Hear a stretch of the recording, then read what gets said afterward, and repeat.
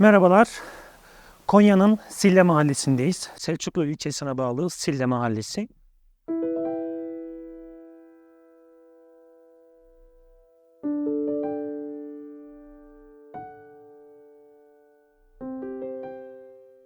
Sille 6000 yıllık, 5000 yıllık tarihiyle çok önemli bir yer ve şu anda biz halk arasında Aya Eleni ya da kuruluşundaki adıyla Hagia Heleni Kilisesi'ndeyiz.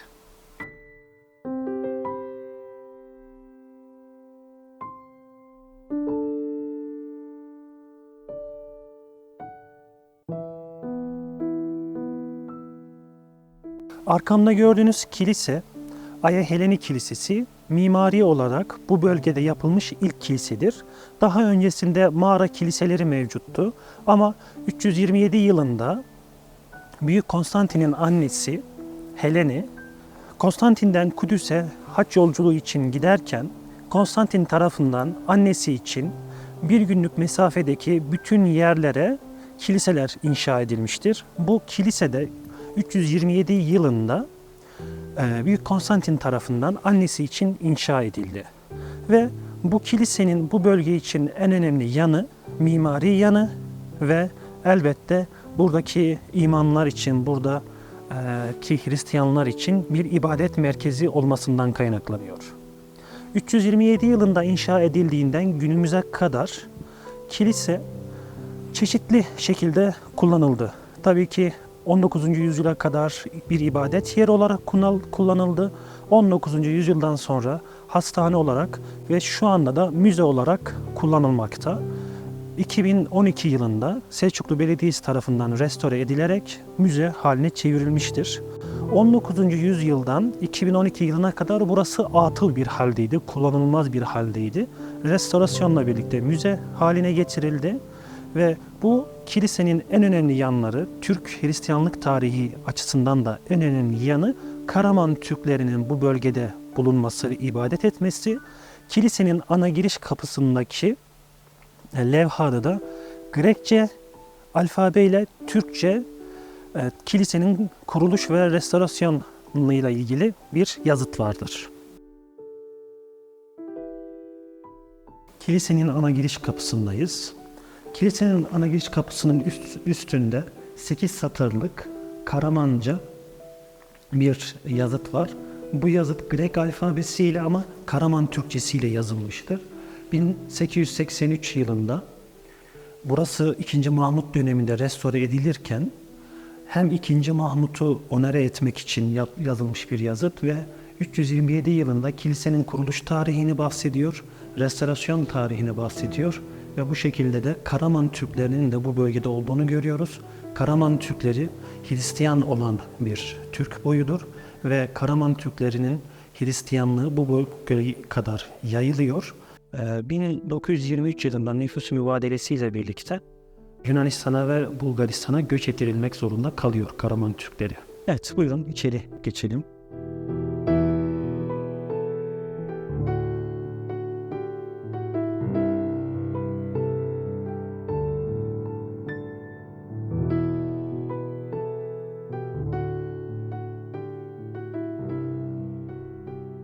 Tarihte Hristiyanlar ilk ibadethane mimarisi olarak sinagog mimarisini kullanmıştır. Özellikle biz bunu Kudüs'te görüyoruz. Ama zaman içerisinde özellikle Yahudilerin Roma'ya olan isyanlarından dolayı Hristiyanlık ve Yahudilik temelde ayrılmıştır. Hristiyanlar artık sinagoglarda ibadet değil, kendi müstakil ibadethanelerini yapmıştır. Bu süreçte de bir Yunan ve Roma mimarisi olan bazilikayı temel almıştır. Bu kilisenin de inşaatta referans alınan esas yapısı bazilika yapısıdır. Kiliseler genellikle 3 temel bölüme ayrılır.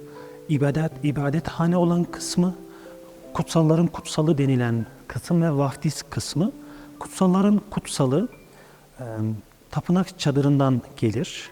Eski ahitte Musa'ya, Tanrı'nın Musa'ya söylemiş olduğu, yaptırdığı çadır vardır. Bu çadırın, yani kiliselerin iç mimarisi bu çadırın referans alınmasıyla yapılmıştır ki Burada arkamda gördüğünüz kutsalların kutsalı da böyledir. Buraya normal halk giremez. Sadece din görevlileri yani rahipler girebilir. Normalde eski ahitte geçerli olan yani Tevrat'ta geçerli olan kutsalların kutsalına sadece baş rahip belirli bir dönemlerde girebilirdi. Buraya ise sadece rahipler girebilir. Burası aynı zamanda sunak kısmıdır. Tanrı'ya sunulan sunuların yapıldığı yerdir.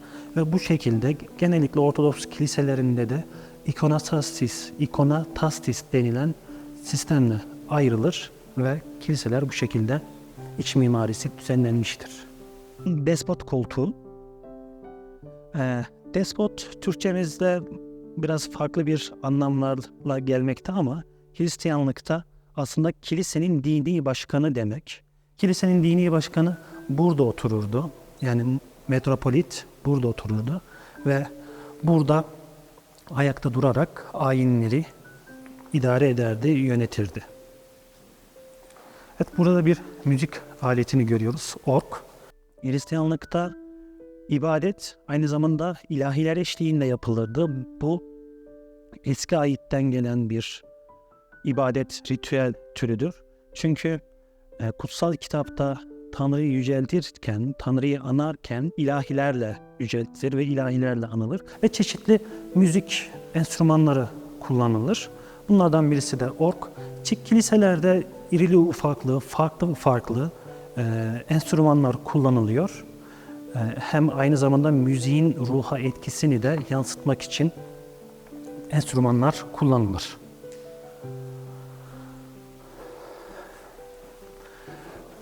Kilisenin, daha doğrusu bütün kiliselerde bu vardır, erken kiliselerde de bu vardır.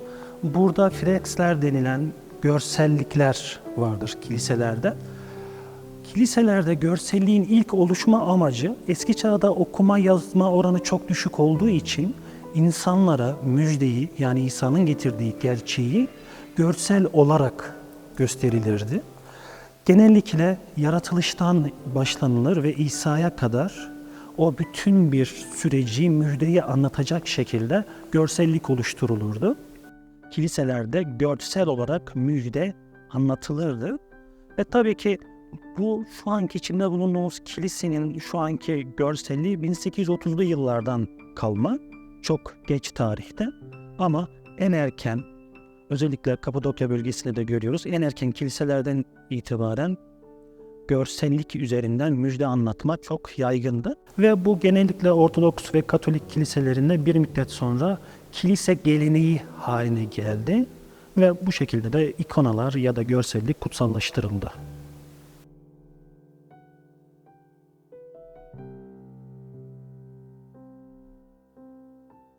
Vaaz veren rahip buraya çıkar ve buradan da vaaz verdi. Buna terimsel olarak ambon deniliyor. Genellikle diyakonlar vesaire de buradan vaaz. Ve bu kilisenin ayrıyeten farklı özelliklerinden birisi, pek çok yerde görmediğimiz bir şey var. Haçın altında kafatası var. Genellikle bu Golgota tepesiyle ya da çünkü Golgota aynı zamanda kafatası demek ve İsa'nın insanlık için yapmış olduğu fedakarlığı ifade eder. Ve burada da bu 1901 yılından kalma. Burada azizlerin yani ilk havarilerin aynı zamanda görsellikleri var. Buna Paskalya zamanında farklı kiliselerde, farklı mezheplerde farklılık göstermekle birlikte Paskalya zamanında Paskalya ekmeğinin verildiği kısım burada azizlerin görselleri mevcut.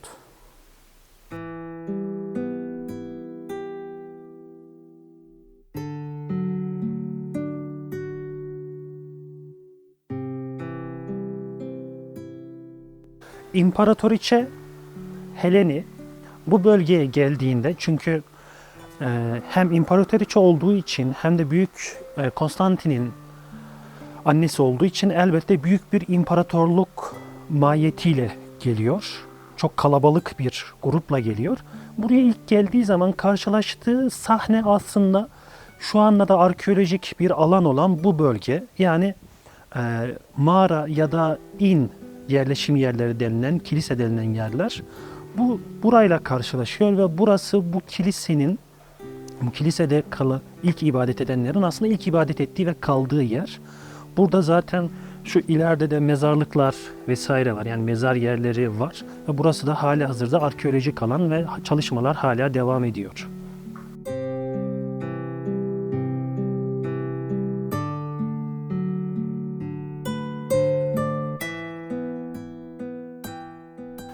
Hristiyanlık öncesi Roma İmparatorluğu'nun inancı paganizmdi ve genellikle kiliseler pagan tapınakları üzerine inşa edilirdi. Çünkü bu aynı zamanda Hristiyanlığın paganizmi yenmesini sembolize ederdi. Bu sebeple erken dönemde inşa edilen kiliselerin mimari yapısında ya da inşa esnasında kullanılan malzemelerde pagan tapınağından kalma parçalar görebiliyoruz. Burada da duvarda da gördüğümüz gibi aslan başları ya da rüzgarlık sembolize eden rüzgar ya da yoncayı sembolize eden sembollerde de gördüğümüz gibi kilise ilk inşa edilirken pagan tapınaklarından alınan malzemeler de kullanılmış. Burada çok net ve açık bir şekilde görebiliyoruz.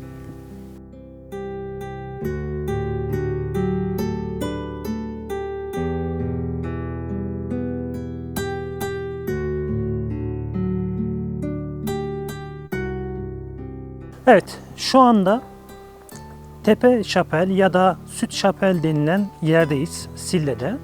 Ve şu anda da arkamda Sille'nin genel silüetini görüyorsunuz.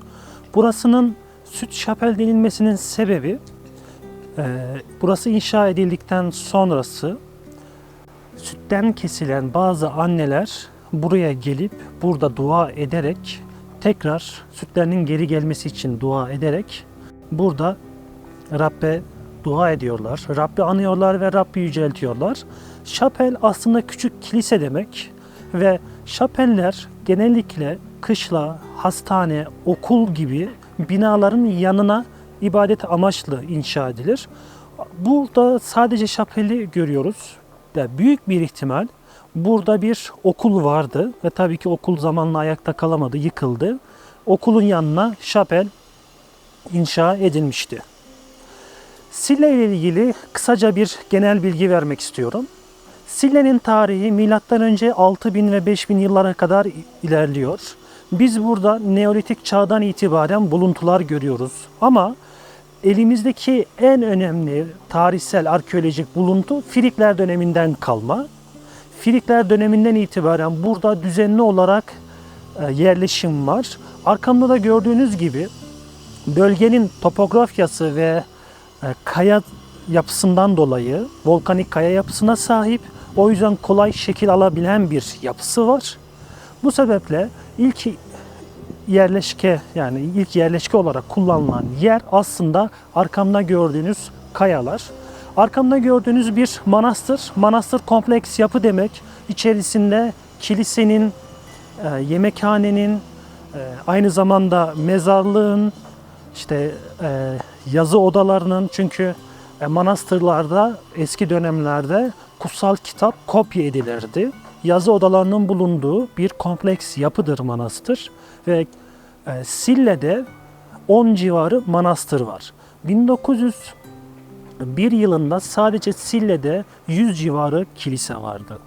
Sille'nin tarihsel olarak önemi şuradan da geliyor. Hristiyanlık tarihi açısından önemi.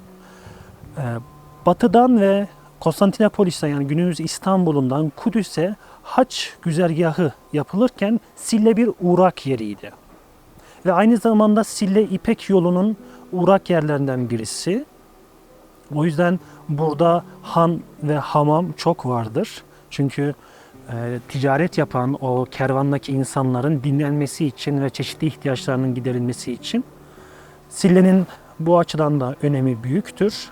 Ve Sille'nin Hristiyanlık tarihi açısından en önemli yanı şu: buraya yerleşen ilk Hristiyanlar burada manastırlar inşa etti, şapeller, kiliseler inşa etti ve aynı zamanda da Kudüs Haç güzergahında olduğu için burası uğrak yeri olduğundan dolayı da pek çok önemli Hristiyan buraya geldi. Bununla birlikte daha geriye gidecek olursak buraya gelen tarihteki en önemli Hristiyanlardan birisi Aziz Paulus ve Aziz Barnaba. Bu bölgeye geliyorlar ve bu bölgeye geldikten sonra da burada bir sığınak yeri olarak burayı kullanıyorlar. Çünkü o dönemki Yahudiler Aziz Paulus ve Aziz Barnaba'yı taşlamak istiyorlar. Yani taşlıyorlar aynı zamanda da ve bu bölgeye sığınıyor onlar. Sille'nin önemi aynı zamanda buradan geliyor ve 1500'lü yıllardaki ama tam olarak 1501 yılındaki Osmanlı salnamesine göre Sille'nin %93 nüfusu Hristiyan, %7'si Müslüman. 1900'lü yıllara geldiğimizde ise bu süreç tamamıyla tersine çevriliyor.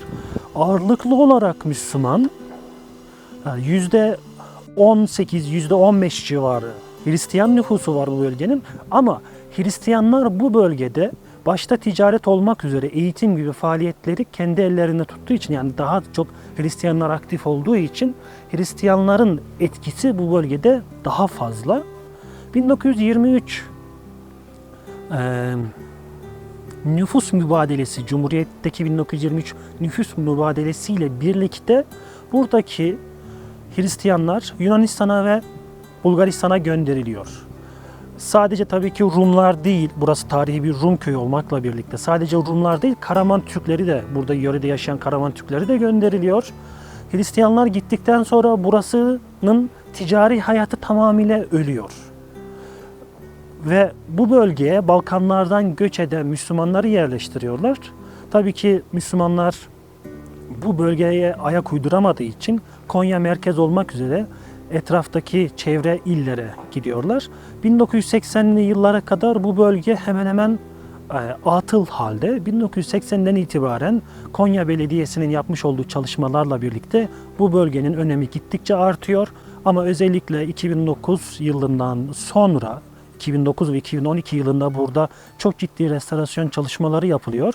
Bu şapel de zaten o restorasyon çalışmasının bir ürünü ve bu şekilde burada hem kültür turizmi hem de inanç turizmi giderek artıyor. Sille Hristiyanlık tarihi için, Hristiyanlar için çok önemli bir bölge, çok önemli bir yer.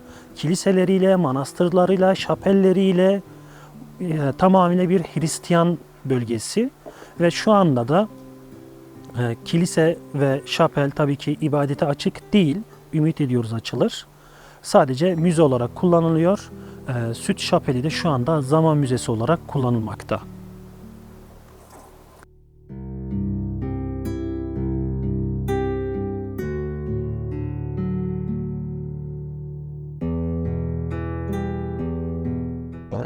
Dikili Kaya mevkiindeyiz. Bu mevki mağaralarıyla ünlü bir mevkidir ve burası aynı zamanda manastır bölgesidir. Mağara manastırları bölgesidir. Burada ilk Hristiyanlar tarafından manastırlar inşa edilmiştir. Mağaralara, manastırların ya da ibadethanelerin inşa edilmesinin en önemli sebebi 1. yüzyılın sonundan itibaren 3. yüzyıla kadar Roma tarafından Hristiyanlığın takip edilmesi ve yasaklanmasından kaynaklıdır. Milano Fermanı'na kadar Hristiyanlık Roma'da yasaklı bir inançtı. Bu sebepten dolayı da Hristiyanlar ibadetlerini yeryüzünde özgürce yapamadıklarından dolayı yeraltı şehirlerine, mağaralara sığınmıştır ve yer üstünde yapabilecekleri her şeyi yer altına organize etmişlerdir. Manastır da bu amaçla yapılmıştır. Çok uzun süre burada ibadet ve aynı zamanda toplantı alanı olarak kullanılmıştır. Çünkü manastırlar çok kompleks bir yapıdır. Manastırların içerisinde kilise, yemekhane, aşevi ya da ihtiyaç sahipleri için aynı zamanda kutsal kitabın kopya edildiği yazman kısımları vardır. Toplantı salonları vardır ve aynı zamanda da vefat eden kişilerin defnedildiği ayrı bölümler vardır. Bu arkamda gördüğünüz manastır da bu şekilde kompleks bir yapıdır. Sille için, Konya için elbette Hristiyanlık tarihi çok önemli ve ayrı bir yere sahiptir. Hristiyanlığın Konya bölgesindeki ilk izlerini görüyoruz. Hristiyanların Konya, yani Sille bölgesinde inşa etmiş olduğu ilk ibadethaneyi arkamda görüyorsunuz. Şu anda tam kullanımda değil. İlerleyen süreçlerde belki daha da kullanıma açılabilir. Şu anda atıl halde ve maalesef uzun süredir define avcıların merkezi haline gelmiş ve çok tahrip edilmiş.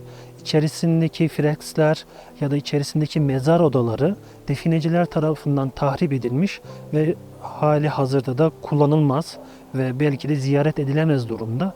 İlerleyen süreçlerde çeşitli restorasyon faaliyetleriyle inanç turizmine kazandırılabilir.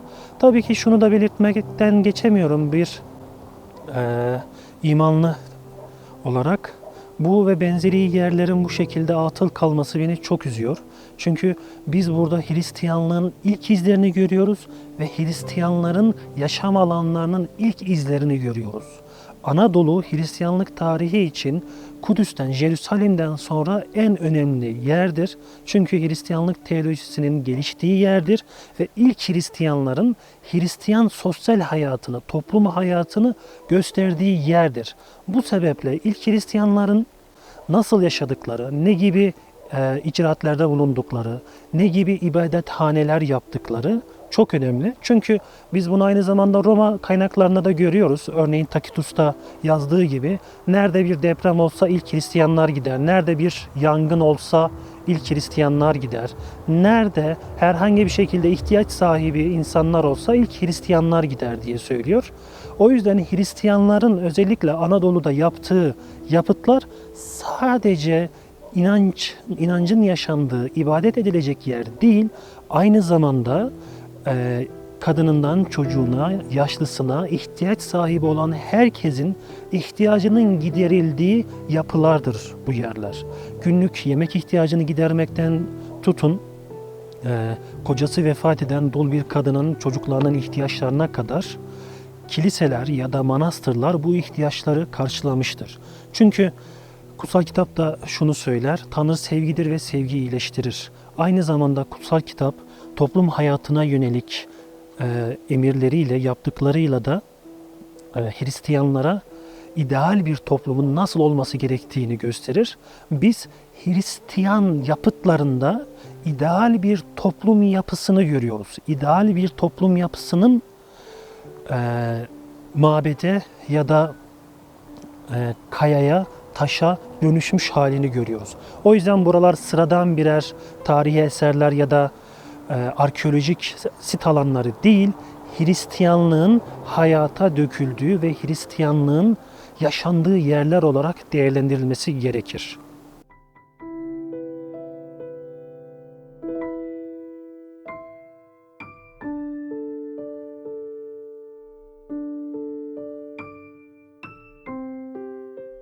Evet, son olarak şunu söyleyebilirim. Anadolu Hristiyanlık açısından çok zengin bir yer. İfade ettiğim gibi Jerusalem'den, İsrail bölgesinden sonra Hristiyanlık için ikinci öneme sahip yerdir.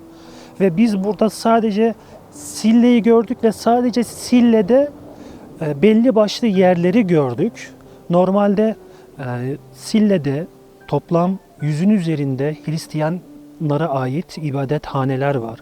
Hristiyanlara ait yerler var. Konya'da yine pek çok farklı yerde Silisra'da olduğu gibi Konya'da pek çok farklı yerler var ve ilerleyen süreçlerde de bunları da görebileceksiniz.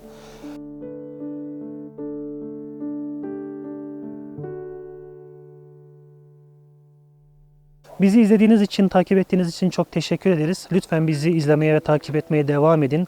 Hristiyanlık tarihiyle, arkeolojisiyle ve özellikle de Hristiyan hayatının ne olduğuna dair çalışmalarımızla sizlerleyiz.